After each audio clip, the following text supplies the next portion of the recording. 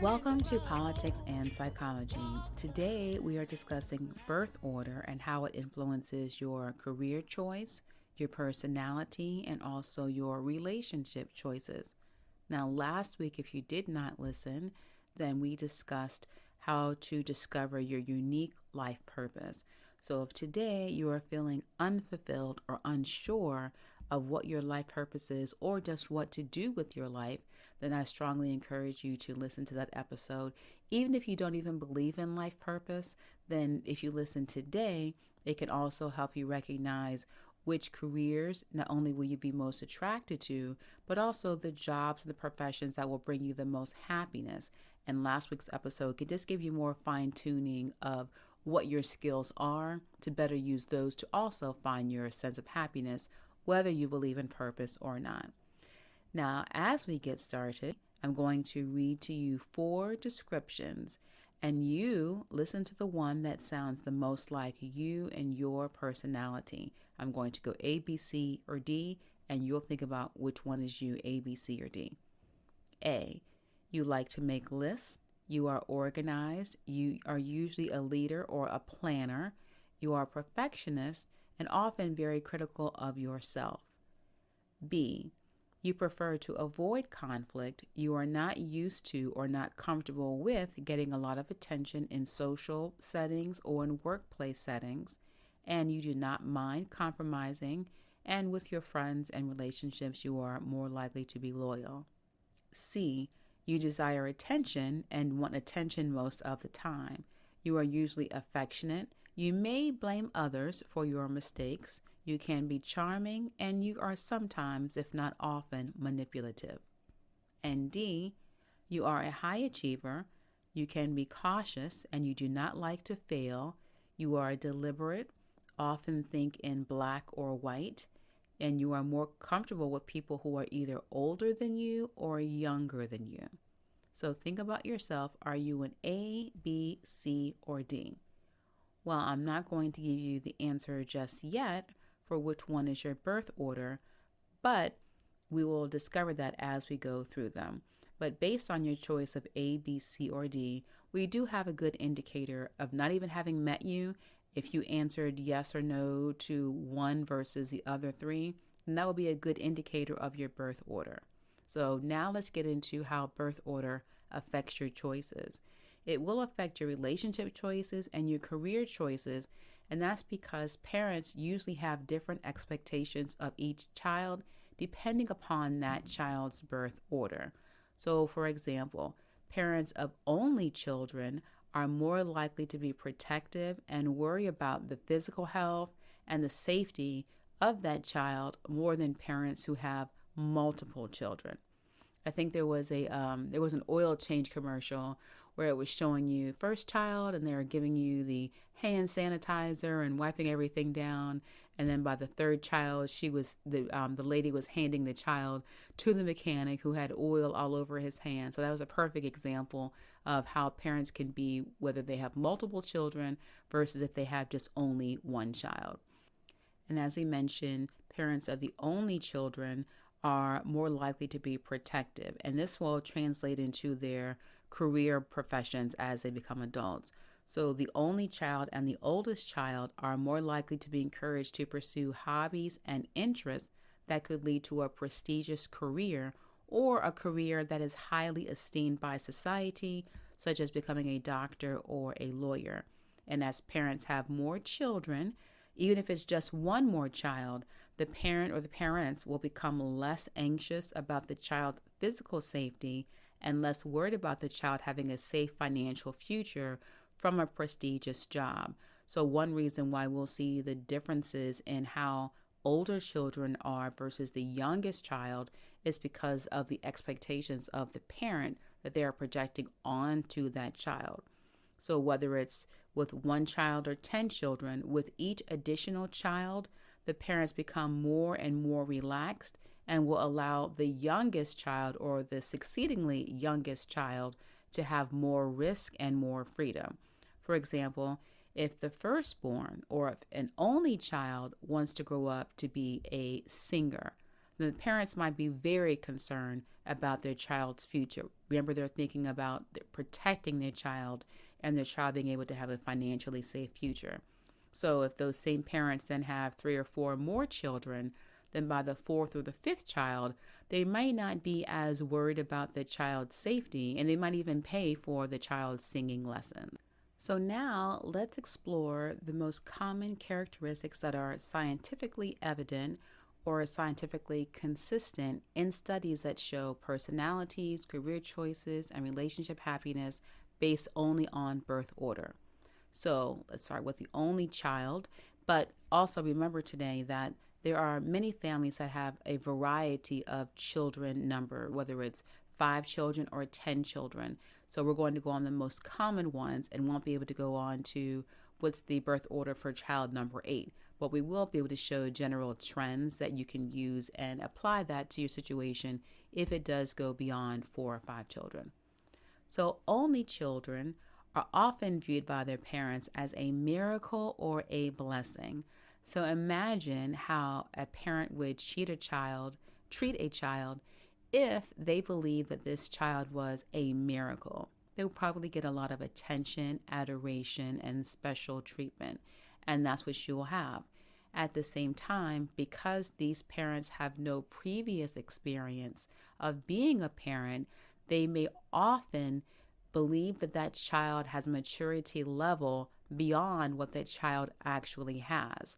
And they may also be afraid of that child dying prematurely, getting into an accident, or getting sick because they don't truly know what physically a child is able to do or psychologically where they are able to think and what their true maturity level is.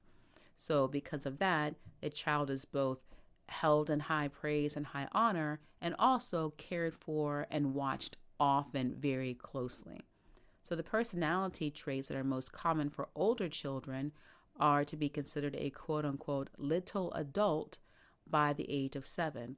And again, that's because the parents are projecting onto the child a maturity level of their thinking, behaviors, and responsibilities that's beyond what an average 7-year-old would be, and they call that adultifying a child, or they would parentify a child if they had an unhealthy relationship with their parent and one parent was making that child become a parent to his actual or her actual parent as parentifying. So with older child or children, then they often adultify them by making them more adult than what they actually are. The personality traits of the oldest child is that they are also very often deliberate, very thorough, a high achiever. They do not do well with failure. They are self-motivated, fearful, cautious, and again, often having black and white thinking. There are a lot of traits that the only child and the firstborn share. And when the only child becomes the firstborn child, then that firstborn child now may feel dethroned, as if he or she is no longer viewed as special or important or as amazing as he previously was regarded by his parents. So they now have to learn how to share not only their toys, but also their parents' love, time, and affection. And often when it comes to the only child becoming a firstborn child, they then have to learn adult responsibilities, so further adultifying the child, and they may then have to assume the responsibility for not only that second-born child, but also all later children. And they are expected to set the example for all the other children that follow after him or her. The personality traits of the firstborn child are also perfectionist. They're also highly self-motivated, reliable. They like to make lists. They are well organized, a natural leader, often very serious, and often very scholarly. Now we have the second-born child. The second-born has the older sibling that she or he can refer to as a realistic example of what is typical or normal childhood development. They also have the benefit of seeing what mistakes the older child has made and they could either learn not to do them or find a better way of not getting in trouble for doing that the older one would have been punished for. You also will then see that the child who is the second born may resent the older sibling because the child is still seen as a child as a second born. And the older sibling, although it's still, or he or she is still a child, that older sibling will still have power or authority over the second born sibling just because they were born first. So the second born may feel resentment toward the older sibling, and they may try to either outdo them or become in a competition with that child, not only for being seen as highly valuable, but as being able to be seen as someone who has authority and can demand respect just by birth order. When we look at further studies of birth order, as we will discuss here, sometimes if you are the second born child, you might also be the last born child, or the second born then moves up to the middle child. So when you have the second born, there are many other variables that will affect his or her birth order station as far as stability. But the oldest child will always stay the oldest child. And the second born child can become the middle child or the youngest child. So we will then add these other variables that go along with birth order for the second child. When the second child becomes the middle child, then he or she often feels rejected or without importance. And this is because as the second born, that child was the youngest and was often viewed as the baby of the family and given special care or privileges. However, despite these advantages, the second born child still was second to the oldest and did not have as much power as the firstborn or as the oldest child. So then when this new child comes along and is born into the family, the second born loses the special care that she or he was receiving as the baby of the family, while at the same time not gaining any power or authority because the oldest child will still maintain this role. So some of the personality traits of the middle child will be that they are often a mediator. They try to keep the peace. They are compromising. They are more likely to be friendly. They are loyal to their peers and relationships. They can tend to be diplomatic, and they are used to not having attention or being the center of attention. And we'll see later how this will affect their career choice. Now let's go to the last child or the youngest child. The last child to be born will always remain the baby and the youngest of the family. And he or she will be used to receiving this special care and attention throughout their lifetime, because not only do his parents still see him or her as the baby, but also the siblings will also regard the last born child as the baby of the family. The youngest child will be used to everyone taking care of him and often becomes spoiled because of everyone being available to take care of the baby of the family. This is why when the youngest child marries another youngest child, there might be lower levels of marital happiness and higher levels of marital stress, because just based on birth order, they are used to someone else always meeting their needs and not having to worry about meeting the needs of another child or a child who might be younger than them. In addition, it's the youngest child who is the least likely to get punished if they do something wrong. So now let's go to the personality traits of the youngest child. The youngest child is usually charming, manipulative, attention-seeking, people person, affectionate, loves surprises, and can be a natural salesperson. So when we were giving you the descriptions earlier for A, B, C, or D, then you can see that you most likely fit into any of these categories. And again, if you were the second born child, you would also usually have a double title of being the youngest child or the middle child. So the second born doesn't always just have just one title. Now let's go into life purpose and careers based on your birth order. if you believe that you do have a life purpose, then part of that understanding must be tied to the belief that you being born into your specific birth order also has a purpose.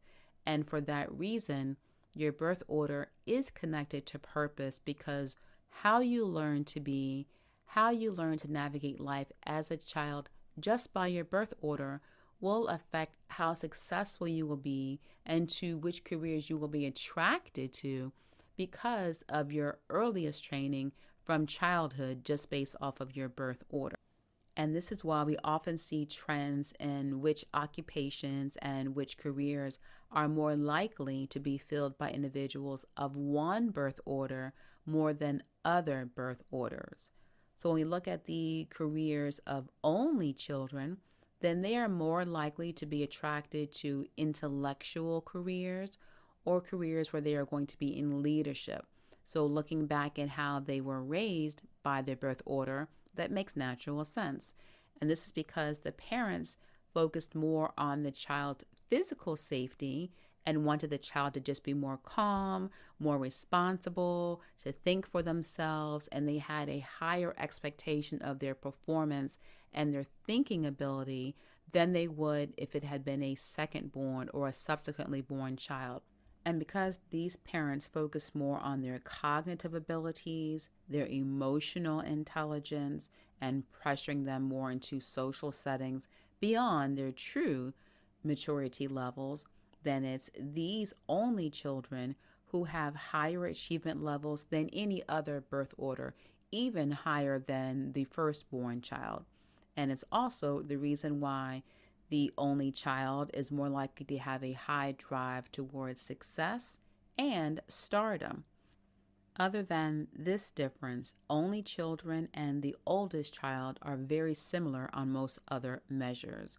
And when we look at the research finding of firstborns and only children, we can find that the highest percentage of individuals who are in the Who's Who in America are the firstborns and the only child. The Who's Who is a prestigious publication in America that highlights the world's most accomplished individuals, including those in our own country. And of those most influential, most accomplished individuals, they are mostly firstborns and only children. The firstborns and the only child are also the ones who make up the highest percentage of Rhodes Scholars. They are more likely to be your pastor or priest. It's also the number one person or person type who is going to be the United States astronaut. And just for a little bit of data for you, of the first 23 U.S. astronauts who went into space, the 21 of them were firstborn and 2 of them were the only child. We see similar trends when it comes to the president of the United States. Over 63% of our presidents have been either the firstborn or the firstborn male. And we will get into co-variables of birth order and gender later on in the discussion. But the presidents are usually the firstborn or the firstborn male. And in general, the firstborns are more likely to be attracted to careers and professions that involve discipline, concentration, precision, order, and structure. So in addition to being the president, you might also find where firstborns are attracted to engineering and architecture because these professions require exactness, structure, and order. And also, by the way, United States senators are also more likely to be firstborn children and the firstborn male. As a child, the oldest child or the only child will often receive praise for virtually everything that they do. So to their parents, remember, they're seen as a blessing and as amazing. So to the parents, everything that the only child or the oldest child does is new, it's exciting and amazing. So for this reason, it's the oldest child and the only child who, if they do decide to enter the entertainment industry rather than a more structured industry, then their career choice by choosing the entertainment industry is not only because they love to act or love to sing or love to be creative. It's more so to achieve a high level of stardom or a high level of visible success. And if a firstborn or an only does choose the art industry, they're more likely to choose being on television, radio, or on the film in movies rather than just being like a quiet poet or a quiet author who's just tucked away somewhere, writes a book, and then publishes it and then goes back to his or her own life. So not all firstborns are analytical or structured or very much concrete, high achievement thinking when it comes to conciseness. They could very well be in the entertainment industry, but would likely want to be a famous entertainer as well as a producer or the executive producer, some sort of higher role or higher achievement in the entertainment industry. But in general, firstborns value law and order, again, rules, and they can be very legalistic. Remember, as the firstborn, they had no idea of what's right or wrong. They had to learn the hard way. And so because they had to learn the hard way and had no other siblings above them or below them at that time to figure out, well, what's the right thing to do to avoid punishment or possible disappointment to their parents, they learn very quickly what works and what doesn't work, what's right and what's wrong to do. And because that's tied to their view of themselves as the special favored firstborn or only child, they quickly hold on to it's either this is the right way or this is the wrong way. And by knowing a very clear distinction of what's right and what's wrong in their eyes, of course, then that makes them more likely to be a high achiever who is also a perfectionistic type of person, which can be stressful to themselves as well as to others around them. But it's part of what comes along with how they were trained to be perfect as a child because they didn't know or their parents did not know what true maturity level was for a child at that child's age during their childhood. Getting back to the firstborns valuing law and order and rules and being legalistic is one reason why they make great officers in the military, police officers, as well as lawyers. Also, because of the predictability and analytic component, they might also be attracted to IT or just technology in general, but with that IT or technology also having the opportunity for leadership or high advancement. And you might also see other firstborn and older children also attracted to scientific fields, especially those fields where they can be part of discovering a cure for something, having a new invention, being the first to do something, or anything along the lines of newness and novel and groundbreaking. And this early training of being novel and new themselves makes them very comfortable with wanting to be that person when they look at their life purpose or career choice. So with only children and firstborns, remember that they are more interested in intellectual or analytical activities and careers. And this is different than later born children, even if it's just one more child, such as the second born, who is also the last child. Instead, last born children and later born children are more interested in artistic careers and even outdoors related activities or careers. And in business, the only child and the firstborn are usually the CEOs, the managers, or involved in senior leadership. Because remember, they never had to compete for the attention or resources of their parents for either a long time or at all. So only children often become very secure in themselves in being a leader and being able to make decisions. And this gives them a higher level of self-confidence that would cause them to aspire to positions where they can remain being the one who makes the decisions and who's willing to make the wrong decision and still be responsible for that. Unfortunately, though, whether they are the CEO or the scientist with a breakthrough discovery, having this much attention and adoration from their parents can cause these children to have an unrealistic expectation of everyone to praise them. And it's also why they may be perfectionistic, because in their minds, having a negative evaluation is met with a punishment or disappointment from their parents. And because they, as a child, do not understand or see that disappointing your parents may be normal, they only see themselves as the only one who's making this mistake, because there is, again, no blueprint for their childhood. They take it very personally and therefore aim to be perfect and want others to see them as perfect, because that would then signify acceptance and not rejection. It's also why they may fear failure, especially the only child. The only child is more likely to fear failure or making mistakes or disappointing his or her parents. And because of that, more than any other birth order, the only child is also more likely to be a procrastinator, because what they're trying to do is avoid doing it wrong and therefore avoid making a mistake or avoid being viewed as a failure. The second-born child will tend to be more sociable than the firstborn and therefore more empathic, more altruistic, meaning just wanting to help others for the sake of helping others, whereas the firstborn wants to help others because it's the right thing to do. The secondborn is also more likely to be open-minded and innovative. And remember, the secondborn will usually have another title such as middle child or youngest. So these are just the basics of what the second child personality variables will be. But just based off of these variables alone, the secondborn is also more likely to be attracted to fields or careers that involve travel, including working abroad or living abroad, or in seeing and experiencing other cultures.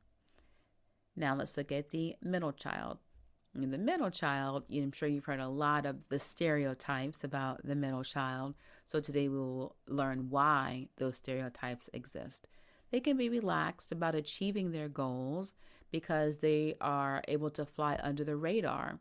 And they're able to fly under the radar because as the middle child, they have the oldest child who is having a lot of expectations put on him or her to perform well. And then they have under them, they have the baby of the family, and that baby is getting more of the attention.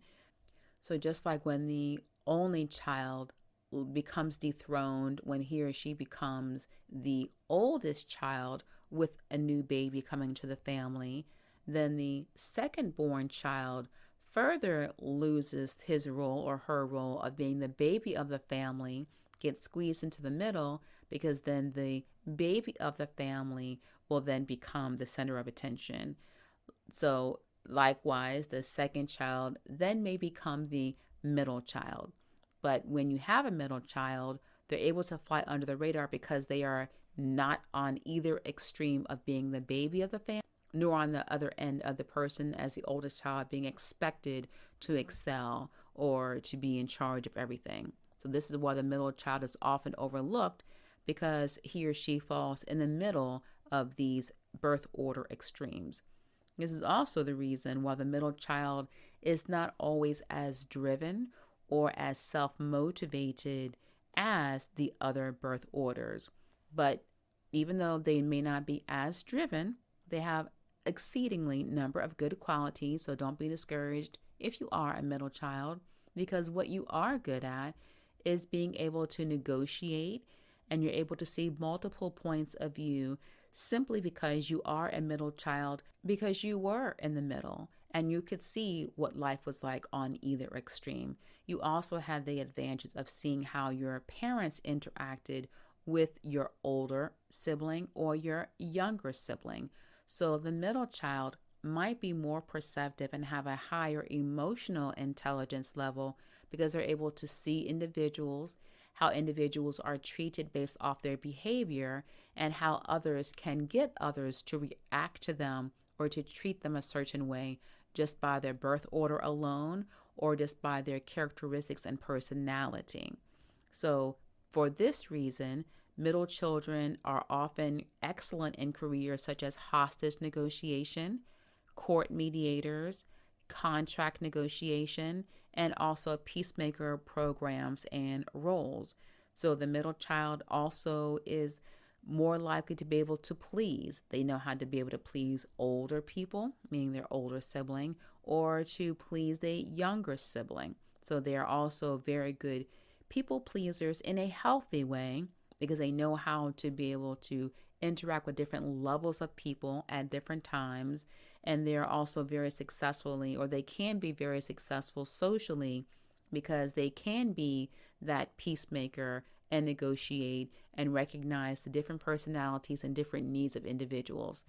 You do have middle children who do have a sense of rejection because of their role, but we're focusing more on how you can embrace your role as a middle child or a middle birth order and how you can use that to your benefit rather than as a source of vulnerability or perceived inadequacy or perceived rejection. And because you were in the middle of the extremes, then you also are more likely to value friendships and to be loyal to those friendships.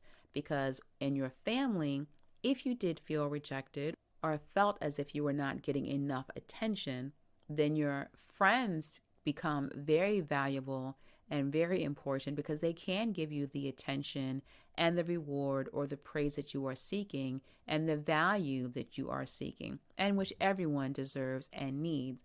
So middle children are more likely to not only be the peacekeepers and the negotiators and having higher emotional IQs and ability to navigate social settings more often if they're in a healthy perception of their view as a middle child, but they can also be more loyal in their friendships and relationships.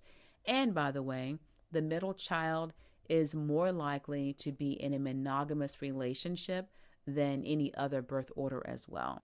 And again, on the other spectrum, if the middle child is rejecting or resentful of their placement as a middle child, then they could be resentful and maybe not have friends and be very lonely or have low self-esteem, but they can be very savvy in manipulating others or in being very sneaky in how they get their attention. So they can become very passive aggressive in how they secure the attention that they want from their parents or their siblings, and they may not have any friends because the friends may not want to be a part of those passive aggressive relationships.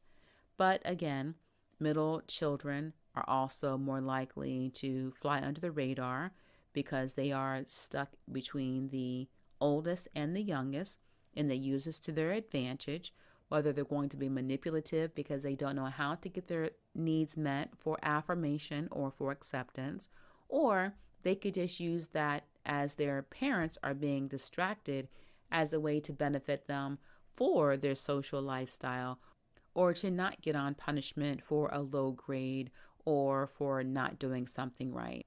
And for this reason, we will see a higher percentage of middle children who are more secretive and more savvy in how they reveal their information and to whom they reveal their information than any other birth order.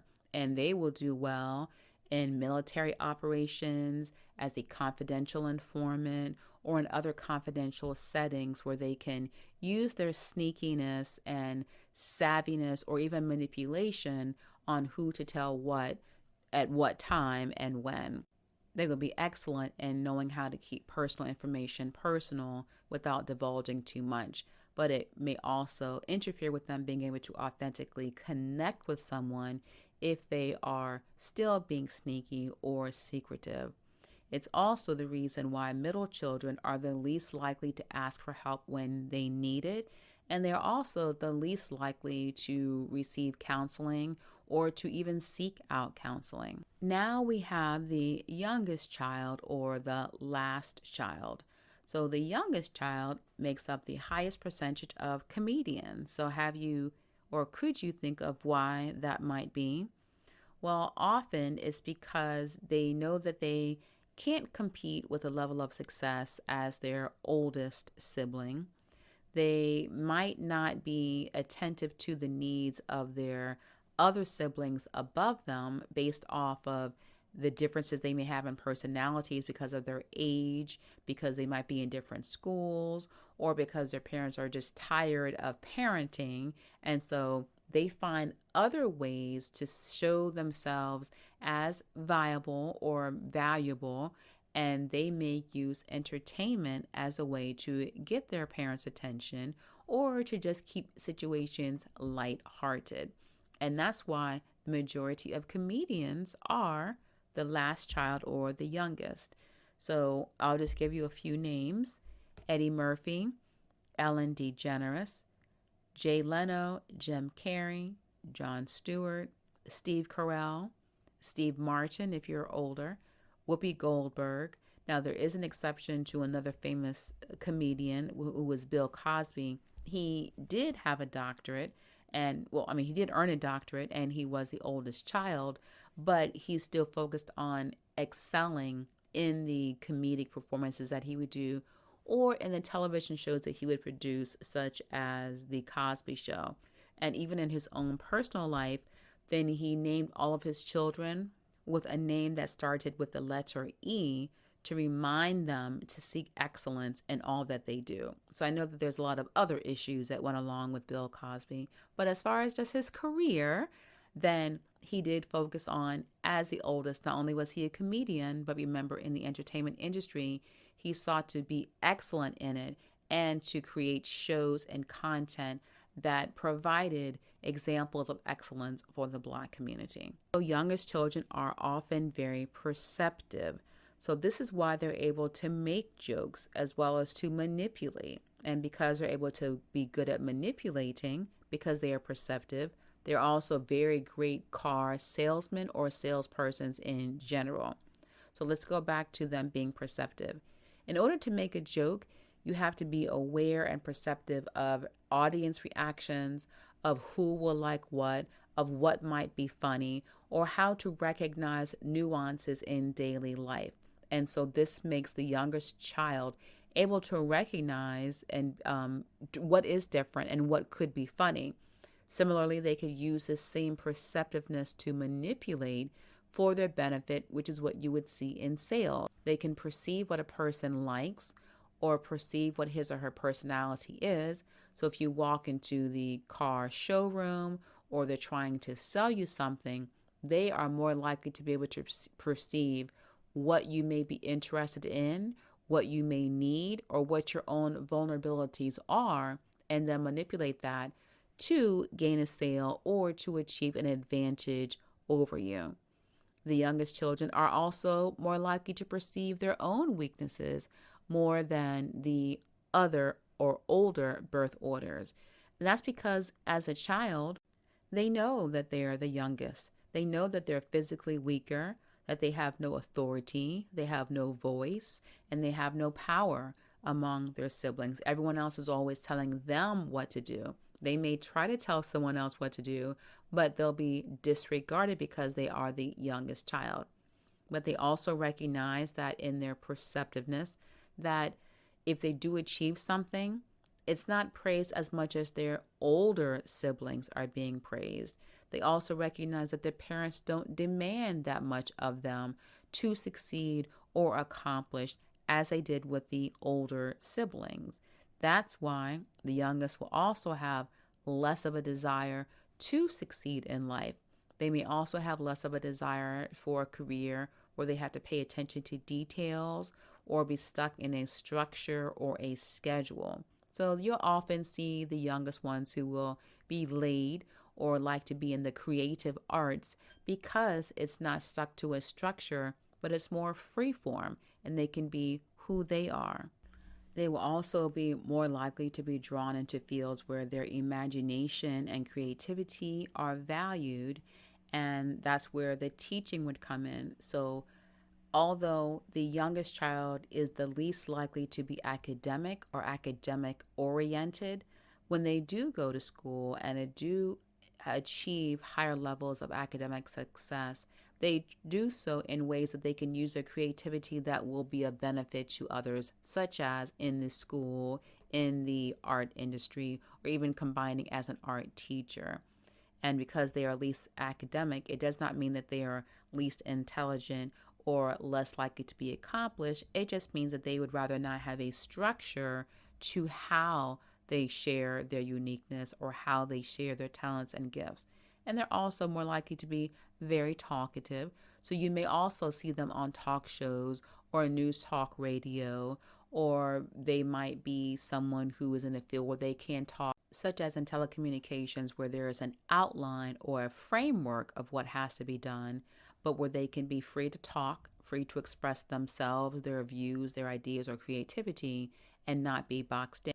And when you look at the voting behavior of the youngest child is more likely to vote for a president of the United States who is less likely to be authoritarian. So they would be anti-authoritarian. Now let's look at some of the variables that co-influence birth order. And these are gender, the length of time as an only or an oldest child, which is known as the spacing of children, the psychological health of the parent and their relationship, and also the parent's economic or financial stability. So gender, as we discussed earlier, not only does your birth order impact who is likely to be president of the United States. For example, if you are the oldest child and you are also the only female in the family, then your level of interacting or your career comfort levels may make you more comfortable being in a male-dominated profession, may make you more comfortable being able to assert yourself when others may not feel as females comfortably able to do so. Another predominant covariable to birth order is the length of time as an only to an oldest child. So this would be the spacing. So if there is at least a 5-year space in between one child to another child, then that will impact the birth order experiences of the subsequent child as well as the child that was just born. So for example, if an only child is able to be an only child for 5 years, and then the new baby comes along and that child then becomes 6 years of age, because a newborn is so developmentally different than a 6-year-old, then the newborn will be regarded as an only child, as would the only child who then becomes the oldest child. It's similarly when you have the youngest child. If the youngest child is at least 5 or 6 years younger than all of his other older siblings, then that youngest child, who is 5 or 6 years at least younger than everyone else, will also be treated and regarded and parented as if he or she is an only child. The difference with this, though, is that by that younger child with the 5-year age gap being young, although that child is being treated and regarded as an only child because of the developmental differences, because the parents would have already had other children, at least one other child who did maintain that only child and oldest child status, then this new baby would not have as much expectations or pressure to succeed or be responsible as you would normally see in an only child or a firstborn child.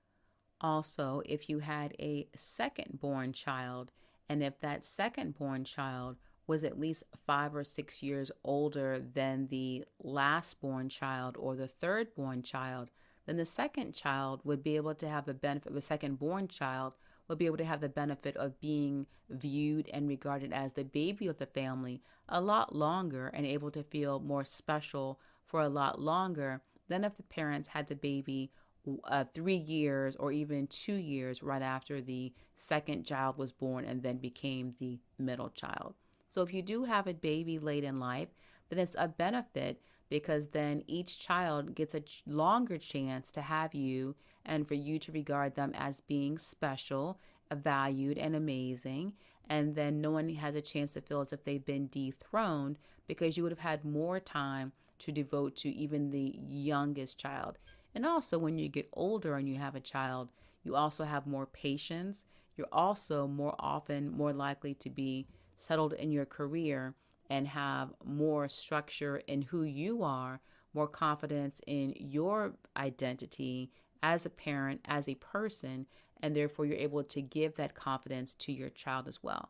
So if you do have a huge age difference between your children, don't feel guilty about it. It really is a win-win-win for almost everyone involved. And speaking of parents, that brings us to the third significant covariable, which is the psychological or the mental health of the parents.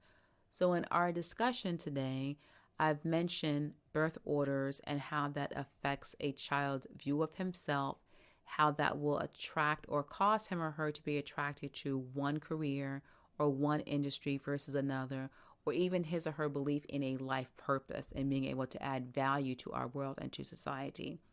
This is under the assumption that the parents are psychologically healthy, that one parent is not depressed, that one parent is not an alcoholic or abusive. So these are given the best conditions of no parent is being perfect, understand that, but the best conditions that the parents are at least good enough parents and they are not harming the child. And despite any obstacles that they may encounter in their parenting, they are still giving their best as much as they can to raise that child. It's also a combination of if that child was an only child or if there were one group of siblings who is experiencing a blended family because of the death of one of his biological parents. So if the one parent is grieving the loss of his or her spouse, the children will also experience that grieving, and that can complicate or interfere with their roles and make them more parentified and more responsible if that parent's grief then turns into long-term depression.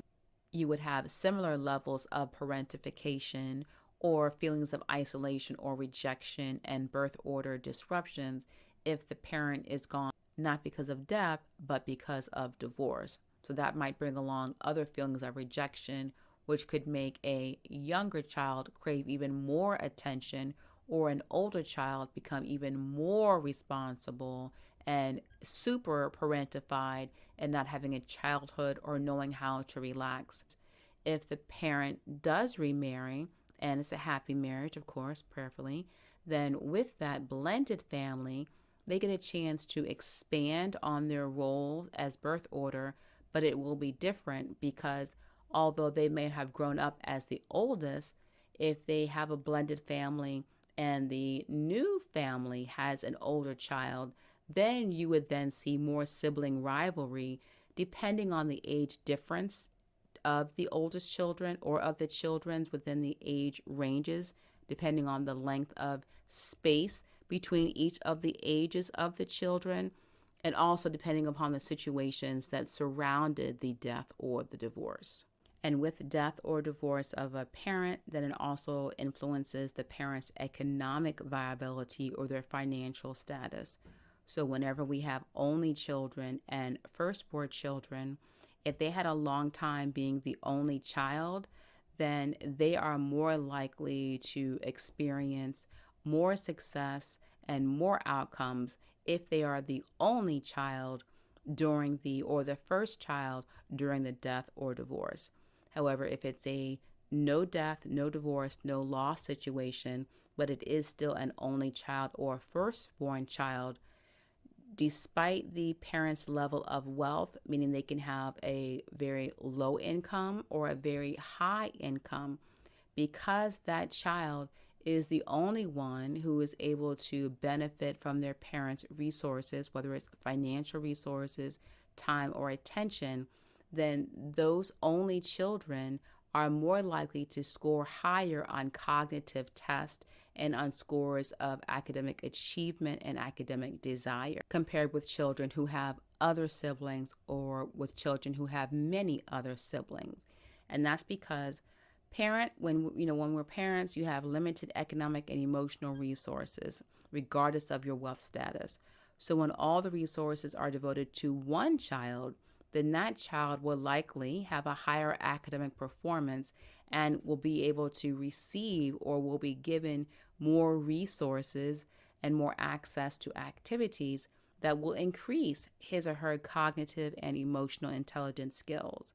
But when you add more children being born or blended into the family, that will limit the finite amount of time that a parent or that both parents have to divide among all the children now. And then will also affect the resources that are now having to be divided between more children. And even if you are wealthy, you can be a millionaire a month child and another child comes along that still splits it to 500,000. So it's not on the amount of money, it's just the experience of whatever resources were previously available are divided further and further with each child that comes along that's either born into or adopted into the family. So today, I hope you enjoyed this conversation of understanding birth order and how it's linked to intelligence, success, and even levels of marital happiness, and how different variables such as divorce, death, economic status, your parents' mental health status, even your parents' birth order can affect not only your view of yourself, but will also affect your life purpose, your belief in a life purpose and ability to contribute to society, and will impact your choice of a career. So with the knowledge that you've gained from your birth order, please use that to your advantage. Use it to guide your career and relationship decisions, and also to just better understand your life purpose. And again, even if you don't believe that you have a life purpose, still use your birth order to recognize what values you have learned during your childhood, what you learned about yourself because of your birth order alone, and how that has influenced your career choice, your confidence in your career selection, or if you have decided to sacrifice what you wanted to please someone else because it made sense to, or it impressed or made someone else happy. So use your birth order to better understand who you are today and how you are today, and even how that may have affected your relationship choices or your quality of friendships. Consider your childhood memories just based off of your birth order. Consider childhood events based off of your birth order, and understand or even analyze how simply because of your birth order, how that has either helped you or stopped you from living a life that's more fulfilled and more happy. And I did mention relationships. If you do want me to talk about birth order and how that affects relationships, then just let me know in the comment section or in any feedback that you may see on social media. You can just send it to me. But just look at just marital happiness. When it comes to birth order, there is a strong determinant on who you marry based off of your birth order. It will impact not only who you are attracted to, but the traits that you value in the other person, or if you will have lower levels of marital happiness because you have higher levels of animosity or competition. For example, the oldest child usually has a strong need to achieve, to accept responsibility, and to please others for the sake of achievement. So if this oldest marries someone who is narcissistic, then the oldest will be taken advantage of because the narcissist will then exploit his or her spouse's tendency to accept blame or responsibility. And how does this happen?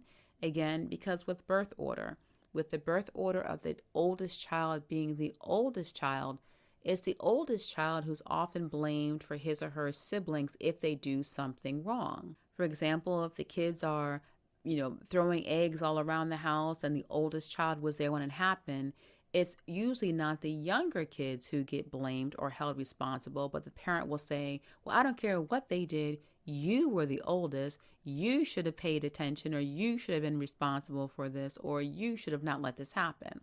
So again, because you are the oldest is the only defining factor, that becomes internalized. So in marriages, if that oldest marries someone who likes to blame others, such as the youngest child, or likes to be narcissistic or have narcissistic tendencies, then they could be likely taken advantage of. So you can use your birth order traits not only in your career and life purpose, but to also help you determine if you are going to be more vulnerable or at risk in relationships or happier. And I have an example if you want to think of a real life example of how a birth order will affect marital quality. So let's just consider Brad Pitt. So Angelina Jolie and Brad Pitt are both firstborns, and their marriage did end in divorce. Similarly, Jennifer Aniston was also married to Brad Pitt previously, and she also is a firstborn. So some people may see that, okay, well then Brad must have been the problem. But from a psychological perspective, it's more likely that because all three of them were firstborn, the challenges that come with responsibility and being your own thought leader and being in charge and being more of a dominant person is more likely a contributor to the divorce for both of the marriages, more so than it was Brad Pitt. So whether it's about a relationship, whether it's about your career patterns, whether it's about why you have not chosen or why you have been too afraid to go after your dreams or to create a high goal that no one else may even believe in except for yourself, birth order plays a significant role in influencing those decisions. So if you are unsure, then please consider birth order and use that to your advantage to make a different life choice. Or use the birth order to understand why you have made the choices that you made and use that to empower you to go further, or to understand that this is part of who you are from your childhood and it's not a negative but can be used to your benefit. And if you know someone else who may be struggling and or may be uncertain of who they are or what their value is to society, then consider them to look at the science of just birth order alone and how that can help them gain more clarity in loving and valuing and embracing their uniqueness of themselves and their contributions to society and to their relationships and life. So use all of this information and please share the conversation, share the information with at least one person who this could be helpful to. And remember, when you do continue the conversation, please remember to do so using the science that we've discussed today and also with love. Walk the path of life. And if you run too fast,